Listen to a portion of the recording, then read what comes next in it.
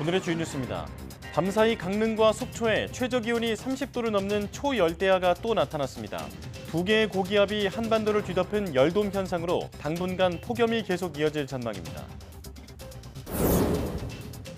올해 국내 연안의 해파리 출현 밀도가 역대 가장 높은 것으로 나타나면서 인천과 경기를 제외한 전국 연안에 해파리 주의보가 내려졌습니다. 기후변화로 수온이 오르면서 해파리가 빨리 자란 데다 먹이 조건까지 좋아지면서 대량 증식이 일어난 것으로 추정됩니다. 정부가 위메프 티몬의 판매 대금 미정산 대책으로 중소기업과 소상공인에 대해 5,600억 원을 투입하기로 했습니다. 큐텐 구영배 대표는 입장문을 통해 지분 매각과 개인 자산을 활용해 사태를 수습하겠다고 밝혔습니다. 여름방학을 맞아 연구 현장에서 직접 과학을 체험하고 배우는 주니어 닥터 프로그램이 올해도 열렸습니다. 올해는 영어로 배우는 과학체험교실 등 60여 개의 신규 프로그램도 마련됐는데 학부모들의 반응도 좋아 일부 프로그램 경쟁률은 16대 1을 기록하기도 했습니다.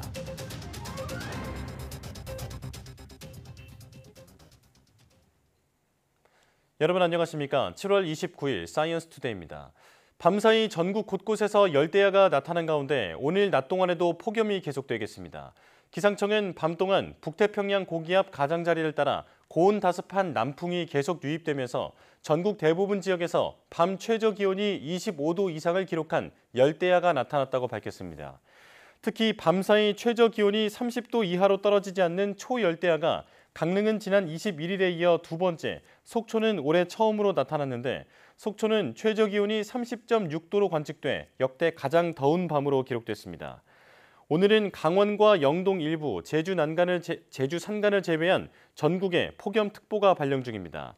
오늘 한낮에는 경북 경산이 37도까지 치솟겠고 대구 36도, 제주 34도, 광주도 33도까지 오르겠으며 서울은 30도로 기온은 비교적 낮지만 습도가 높아 체감온도는 30도 이상으로 후텁지근하겠습니다.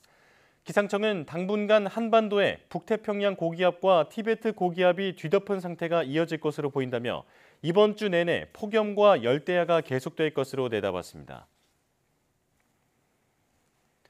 무더위와 집중호우가 번갈아 이어지는 요즘 같은 습한 계절에 열대야 때문에 밤잠 설치는 분들 많으실 텐데요. 자칫하면 건강에 이상 신호가 올 수 있다고 합니다. 어떻게 극복하는 것이 좋을지 백종규 기자가 전해드립니다.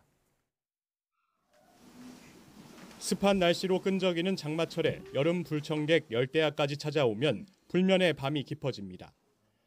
장마철엔 일조량이 줄어 수면을 유도하는 호르몬인 멜라토닌 분비량이 감소해 숙면이 더 어려울 수 있는데 수면 부족은 극심한 피로감과 집중력 저하를 불러오고 면역 기능을 낮춰 심혈관계에 악영향을 줍니다.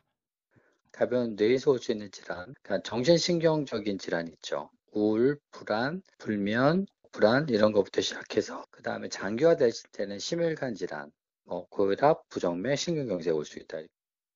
만성 질환자에게는 치명적일 수 있어서 일단 밤에 체온을 낮추는 방향으로 몸을 만드는 것이 중요한데 실외 온도가 낮은 저녁 시간 창문을 열어 실내 환기를 하면 숙면에 도움이 됩니다. 에어컨을 켜고 잔다면 쾌적함을 느낄 수 있는 24도 전후로 맞추고 잠이 든 뒤에는 26도로 3시간 정도 유지하는 것이 좋습니다. 열대야 모드나 취침 운전 기능을 활용해 에어컨 가동을 하는 것도 도움이 됩니다.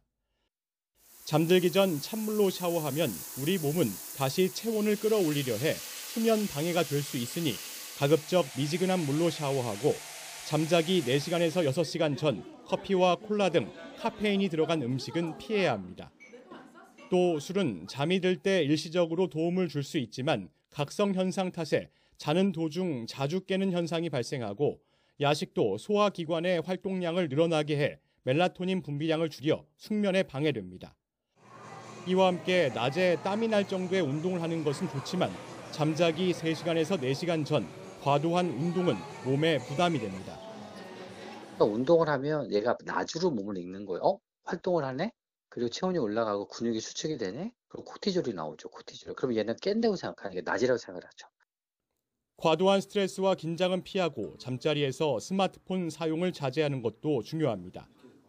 스마트폰에서 방출된 청색광은 멜라토닌을 억제해 숙면에 독이 됩니다. YTN 백종규입니다. 재해가 발생하면 재해 지도를 가지고 대피하라. 정부에서 만든 지침입니다.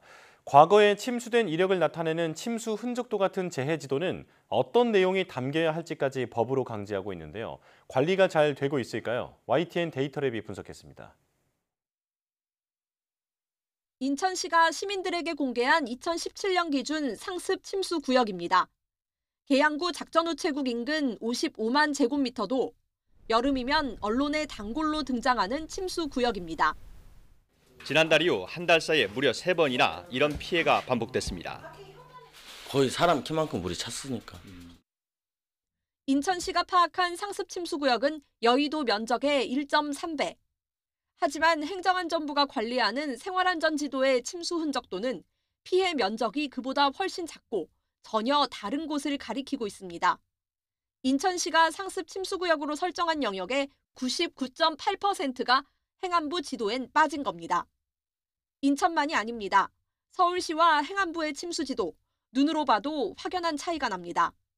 서울시 공개 침수 흔적도의 60%가 행안부 지도에는 빠져 있습니다. 행안부는 지자체가 출처 모르는 데이터를 별도로 공개한 게 문제라는 입장입니다.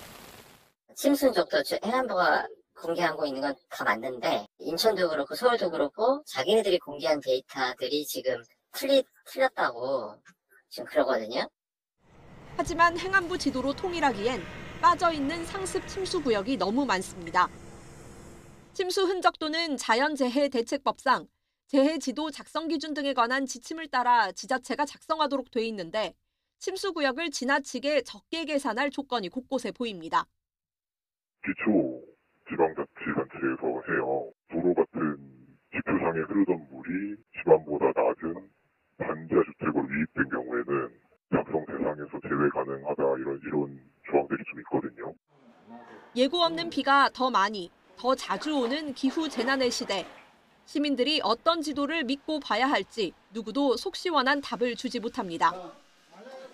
그 안에는 절차나 방법은 있지만 실제로 이거를 어떤 데이터들을 어떻게 가공을 해서 어느 정확도로 어떻게 검증할 건지 이 중요한 정보라면 이걸 지자체 단위로 이렇게 알아서 하라고 맡겨둬야 되는가라는. 이런 가운데 물 재해 상황 관리를 맡고 있는 환경부는 도시 침수 지도를 공개하고 있지만 많은 지역이 미제작 상태입니다. YTN 장하영입니다.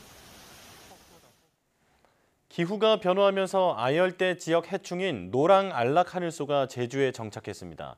남해안까지 확산할 수 있다는 우려에다 감귤나무에 해를 끼칠 가능성도 있어 방제에 나선 당국의 고민이 큽니다. 고재형 기자입니다.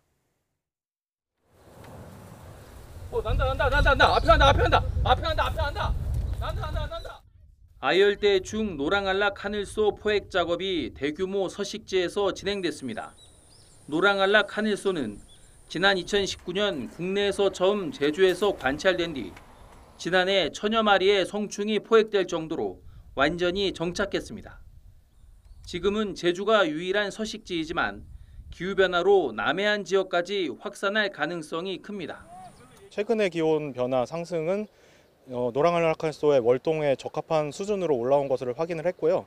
이제 그 결과를 바탕으로 저희가 예측을 했을 때는 제주 전 지역하고 그리고 국내 남해안 지역을 중심으로 정착할 가능성이 있는 것으로 확인이 되었습니다. 남해안 지역은 노랑알락 하늘소가 기생하는 팽나무가 많아 일단 확산하면 피해는 눈덩이처럼 불어날 가능성이 큽니다. 노랑알락 하늘소는 팽나무에 알을 낳는데요. 유충이 나무에 굴을 파 심한 경우 나무가 말라 죽거나 강풍이 불면 쓰러지는 피해를 줄 수 있습니다. 감귤 주산지인 제주의 경우 토종 알락 하늘소가 이미 감귤나무에 피해를 주고 있어 노랑 알락 하늘소도 해를 끼칠지 우려가 큽니다. 팽나무 외에 귤나무나 차나무 같은 그런 나무 다른 나무에 혹시 얘네들이 이제 가해를 할까 그런 부분을 집중적으로 좀 조사할 예정이고요. 산림청과 제주도 등 관계 당국은 효과적인 방제를 위해 포획 외에도 이달부터 살충제를 본격적으로 사용하고 있습니다. 또 지난 2021년 제주에서 출발해 울산항에 도착한 배에서 죽은 노랑알락 하늘소 성충이 발견된 적이 있어 반출 금지와 신고 활성화 등 대책을 마련하고 있습니다. YTN 고재영입니다. 피서철 불청객이죠. 독성 해파리가 해수욕장에 몰려와 쏘임 사고가 속출하고 있습니다. 특히 국내 연안의 해파리 출현 밀도가 역대 가장 높은 것으로 나타나 주의가 필요합니다. 송세혁 기자가 취재했습니다. 강릉 안목 해수욕장. 수상인명 구조요원이 길이 1m가 넘는 해파리를 삽으로 밀어냅니다. 촉수에 강한 독성을 지닌 노무라 잎깃 해파리입니다. 부산 해안가에서는 해파리 수십 마리가 발견되기도 했습니다. 해파리 출몰이 잦아지고 있으므로 각별히 주의해 주시길 바라며 해파리에 쏘이는 사고도 속출하고 있습니다. 해파리에 쏘이면 통증과 함께 채찍 모양 상처가 생기고 심하면 호흡곤란과 신경마비 증상까지 일으킬 수 있습니다. 바닷물로 세척을 해서 촉수를 이렇게 배출시킬 수 있도록 하는 게 제일 중요한 것 같고, 그리고 나서 이제 깨끗하게 생리식염수로 세척을 하는 게 좋고. 인천과 경기를 제외한 전국 연안에는 이미 해파리 주의보가 내려졌습니다. 국립수산과학원이 최근 국내 연안에서 노무라 잎깃 해파리 개체수를 조사한 결과 1헥타르에 평균 108마리로 지난해보다 100배 넘게 늘어났습니다. 조사를 시작한 2012년 이후 가장 많은 수치입니다. 기후변화에 따른 수온 상승이 해파리 성장률을 증가시킬 수가 있고, 또 기원지인 중국 연안의 부역량화 등에 의한 먹이 조건이 좋아지면서 해파리가 대량 발생한 것으로 추정을 하고 있습니다. 해파리에 쏘이지 않기 위해서는 몸이 덜 드러나는 수영복을 입고, 피부에 달라붙은 해파리나 독침은 주변 물건이나 장갑을 이용해 떼어내야 합니다. YTN 송세혁입니다. 제주 해안 갯바위에 새끼 남방 큰 돌고래가 고립돼 있다 구조됐습니다. 서귀포 해양경찰서는 어제 오전 6시 7분쯤 서귀포시 섭지코지 인근 갯바위에서 돌고래가 피를 흘리고 있다는 신고를 접수하고 이를 구조해 해양생물구조기관인 아쿠아플라넷으로 인계했습니다. 구조된 돌고래는 몸 길이 150cm, 무게 약 40에서 50kg이며 생후 6개월 미만의 암컷 남방 큰 돌고래로 확인됐습니다. 해경은 돌고래의 상태가 좋지 않아 아쿠아플라넷에서 치료한 뒤 방류 조치할 방침이라고 밝혔습니다. 남방 큰 돌고래는 우리나라에서는 유일하게 제주 연안에서 발견되며 개체수는 약 120마리 정도로 추정됩니다. 해양수산부는 지난 2012년 남방 큰 돌고래를 해양보호생물로 지정해 보호하고 있습니다. 여름철 자주 사용하는 휴대용 목 선풍기에서 높은 수치의 전자파가 발생한다는 시민단체 조사 결과가 나왔습니다. 환경보건시민센터는 지난 2022년부터 이듬해 사이 시중에 판매된 목 선풍기 4종의 전자파 세기를 측정한 결과 평균 108mgauss, 최대 421mgauss의 전자파가 발생했다고 밝혔습니다. 센터는 2에서 4mgauss 이상 세기 전자파에 장기간 노출된 아이들 집단에서 백혈병 발병이 높아졌다는 국제암연구소 결과를 바탕으로 목 선풍기에서 나오는 전자파는 4mgauss에 47배에서 105배가 넘는 높은 수치라고 지적했습니다. 센터는 전자기기를 사용할 경우 30cm 이상 거리를 두면 전자파 세기가 4mgauss 이하로 줄어든다며 안전거리를 유지해야 한다고 강조했습니다. 부모의 스마트폰 의존도가 높으면 자녀 역시 스마트폰을 많이 사용해 일상에 문제가 생긴다는 연구 결과가 나왔습니다. 한국보건사회연구원의 보건사회연구 최근호에 실린 논문을 보면 부모가 스마트폰 고의존형인 경우 78% 넘는 자녀가 같은 고의존형으로 나타났습니다. 이 같은 부모의 성향 외에도 부모와 자녀가 함께하는 시간이 길수록 부모가 스스로 인식하는 경제 수준이 높을수록 자녀의 스마트폰 의존도도 낮은 것으로 조사됐습니다.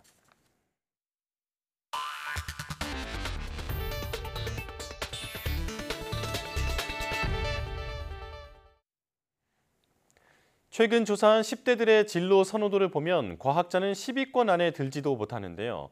방학 동안 실제 연구 현장에서 직접 실험하고 배우며 어렵고 멀게만 느껴지는 과학자의 꿈을 키울 수 있는 자리가 마련됐습니다. 임늘솔 기자입니다. 아이들의 신호와 함께 뭉게구름이 높게 치솟습니다. 액체 질소가 담긴 대형통에 온수를 붓자 마치 화산이 폭발하는 모습처럼 수증기가 쏟아지고 어린이들은 탄성을 지르며 박수칩니다. 이어진 실험에서는 큰 폭발음과 함께 페트병 조각이 이리저리 날아갑니다. 밀폐된 공간에서 기체가 가득 차 있을 때 나타나는 질소폭탄 실험입니다. 미래 과학도들은 처음 보는 과학 실험에 환호하며 눈을 떼지 못합니다. 과학이 그렇게 되게 지루한 줄만 알았었는데 그런 실험을 통해서 보니까 과학이 되게 재밌게 느껴졌어요.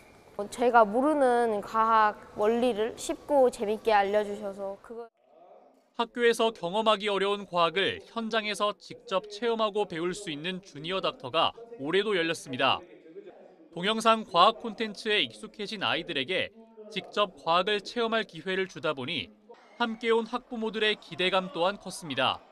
아이가 스스로 꿈을 구체적으로 꿔줬으면 좋겠어요. 화학이나 아니면 생물에 대해서 좀 더 깊게 배웠으면 좋겠습니다. 전국 초등학교 1학년부터 중학생 3학년까지 11,000여 명은 앞으로 6주 동안 주니어 닥터를 통해 300회 이상의 다양한 과학 체험 프로그램을 체험하게 됩니다. 올해는 과학을 즐겁고 흥미롭게라는 주제로 대덕특군의 정부 출연 연구기관과 공공기관, 대학, 민간기업 연구소 등 33개 참여 기관이 참여했습니다. 특히 영어로 배우는 과학체험교실, 곤충 표본 만들기 등 지난해보다 60여 개 프로그램이 새롭게 발굴됐습니다. 해가 거듭될수록 학생들의 참여 열기가 뜨거워지고 있는 데다가 학부모들의 반응도 좋아 올해 프로그램 경쟁률은 최대 16대 1을 기록했습니다. 과학자와 우리 청소년 연결, 과거와 미래를 연결, 그래서 주니어 닥터가 매개체가 돼서 우리 과학이 더 발전되고 미래 인재가 많이 양성되는 그런 기회가 됐으면 좋겠습니다. 우리나라 꿈나무들이 주니어 닥터를 통해 과학기술에 흥미를 갖고 성장해 미래 과학 인재로 거듭날 수 있길 기대해봅니다. YTN 사이언스 임늘솔입니다. 사람의 다양한 감정을 캐릭터로 표현한 영화 인사이드 아웃 2가 국내에서는 누적 관객 수 800만을 돌파했고 글로벌 역대 애니메이션 최고 흥행작에도 올랐습니다. 이번 흥행의 주역, 새롭게 등장한 감정인 불안이인데요. 영화를 통해 내면의 불안을 돌아봤다는 반응인데 이 불안이라는 감정에 대해 박나연 기자가 자세히 짚어봤습니다. 사춘기에 접어든 13세 소녀 라일리에게 새로운 감정들이 하나둘 생겨납니다. 그중에서도 불안은 라일리의 감정조절 본부를 장악합니다. 특히 무한 경쟁에 익숙한 한국 관객들이 영화 속 불안이에게 크게 공감하고 위로를 받았다는 평가입니다. 아, 내가 맞아. 이런 불안한 감정이 있어서 힘들었구나. 그런 걸 알게 해줘서. 그걸 보면서 저도 이 현실에서 불안을 하는데 그 캐릭터를 보면서 많이 대입이 되고 많은 공감이 되었던 것 같습니다. 불안이 발생하는 이유는 우리 뇌의 기능적 역할과 관련이 있습니다. 편도체에는 외부의 위협을 처리하는 회로가 있는데 전전두엽이 미래에 일어날 일들을 편도체에 알려주고 위험에 대비할 수 있게 합니다. 이때 편도체에서 과도한 반응이 일어나게 되면 불안에 빠지게 됩니다. 적당한 수준의 불안은 일의 효율성을 높이지만 자칫 과해지면 많은 문제를 불러올 수 있습니다. 실제 뇌파 측정 실험 결과 불안이 심한 사람은 같은 상황에서 훨씬 더 부정적으로 해석하는 경향이 있었습니다. 인간의 인지 과정 중 첫 번째인 주의 과정이 과장되고 편향돼 있는 겁니다. 많은 불안 장애를 가진 사람들이 동시에 우울 장애를 경험하는 경우가 많거든요. 조금 더 심각한 우울증이라든지 그런 정신 질환으로 발전할 수 있기 때문에 적절하게 불안을 통제하는 일이 굉장히 중요하다고 생각을 합니다. 그렇다면 우리 안의 불안을 어떻게 받아들여야 하는 걸까? 전문가들은 정신적 관리와 신체적인 관리가 동시에 이루어져야 한다고 조언했습니다. 너무 자기를 자책하지 말고 미워하지 말고 오히려 그때 자기를 조금 돌보는, 자기에게 친절하게 대하는 그런 태도를 조금 우리가 연습을 하면 아마 불안에서 좀 이겨낼 수 있지 않을까 그런 생각이 듭니다. 신체를 이용한 불안 관리법으로는 복식 호흡, 몸 이완하기 등 일상에서 쉽게 실천할 수 있는 것들을 제시했습니다. 아울러 불안은 피해야 할 감정이 아닌 성장을 위해 함께 해야 할 감정임을 강조했습니다. YTN 사이언스 박나연입니다. 거리 곳곳을 누비며 담배꽁초를 치우고 시각장애인을 돕는 안내견의 역할까지 다양한 기능을 갖춘 강아지 모양의 로봇개가 곧 우리 생활에 사용될 수 있을 만큼 상용화에 성큼 다가섰습니다. 권영희 기자입니다. 진공 청소 기능을 갖춘 로봇 베로입니다. 등에 진공 청소기를 장착하고 다리엔 쓰레기를 흡입하는 노즐을 설치했습니다. 청소 구역을 지정하면 혼자 다니며 담배꽁초를 줍습니다. 이동 경로를 계산하고 몸 안에 있는 카메라와 신경망을 활용해 담배꽁초를 찾습니다. 계단도 쉽게 오르고 해변 모래사장도 문제없습니다. 담배꽁초는 지구상에서 가장 흔한 쓰레기입니다. 매년 4조 개가 넘게 버려집니다. 이탈리아 기술원이 개발한 베로의 담배꽁초 수거 성공률은 90%가 넘습니다. 다리 달린 로봇이 다리를 이동뿐 아니라 다른 작업에 동시에 사용하는 첫 사례입니다. 중국 상하이 교통대 연구팀은 시각장애인 로봇 안내견을 공개했습니다. 다른 로봇 개들과는 달리 다리가 6개입니다. 所以我们自己认为呢，就是6组就相当于我们这个摄像系统的3脚架，每次都有3个腿控制身体，那么是最稳定的一个类型。 카메라와 센서를 통해 물리적 환경을 탐색하고 기존 안내견이 할 수 없었던 교통 신호도 인식합니다. 인공지능 기술과 음성 인식을 통해 시각장애인과 소통하며 목적지로 안내합니다. 현재 중국에만 2천만 명의 시각장애인이 있습니다. 값이 비싸고 훈련에 어려움이 있는 기존 안내견을 대신해 줄 것으로 기대를 모읍니다. YTN 권영입니다. 정부가 위메프 티몬 사태로 판매 대금을 받지 못해 어려움을 겪고 있는 중소기업과 소상공인에 대해 5,600억 원이 넘는 긴급 자금을 지원하기로 했습니다. 정부는 김범석 기획재정부 1차관 주재로 관계부처 합동 태스크포스 회의를 열고 위메프 티몬 사태 대응 방안을 발표했습니다. 결제 대금을 받지 못해 자금난을 겪거나 겪을 것으로 예상되는 판매자를 위해 중진공과 소진공을 통해 2천억 원 규모의 긴급 경영 안정 자금이 공급되고 신용보증기금 보증을 통해 기업은행이 저리로 대출하는 3천억 원 이상의 지원 프로그램이 신설됩니다. 피해 기업의 기존 대출과 보증 만기가 최대 1년 연장되고 여행사 등에는 600억 원 한도의 2차 보전이 지원됩니다. 또 종합소득세와 부가세 납부 기한을 최대 9개월 연장하고 부가세 환급금을 조기 지급하는 등 세정 지원도 추진됩니다. 티몬 위메프 정산 지연 사태와 관련해 모습을 드러내지 않던 구영배 큐텐그룹 대표가 처음으로 공식 입장을 내놨습니다. 구 대표는 오늘 입장문에서 정산 지연 사태로 인해 피해를 본 고객들과 입점업체, 국민 여러분께 입장 표명이 늦어져 사죄드린다고 밝혔습니다. 이어 큐텐은 경영 정상화와 유동성 확보를 위해 그룹 차원에서 펀딩과 인수 합병을 추진하고 있다면서 자신이 가진 재산 대부분인 큐텐 지분 전체를 매각하거나 담보로 활용해 사태 수습에 사용하겠다고 말했습니다. 또 지금 두 회사가 파악한 고객 피해 규모는 여행 상품을 중심으로 합계 500억 원 안팎으로 추정된다면서 현장 피해 접수와 환불 조치를 실시했고 계속 실시할 예정이라고 언급했습니다. 구 대표는 이번 사태가 수습되면 계열사 합병을 통한 비용 구조 개선과 수익성 중심의 사업 구조 전환 등 경영 시스템 혁신도 추진한다는 방침입니다.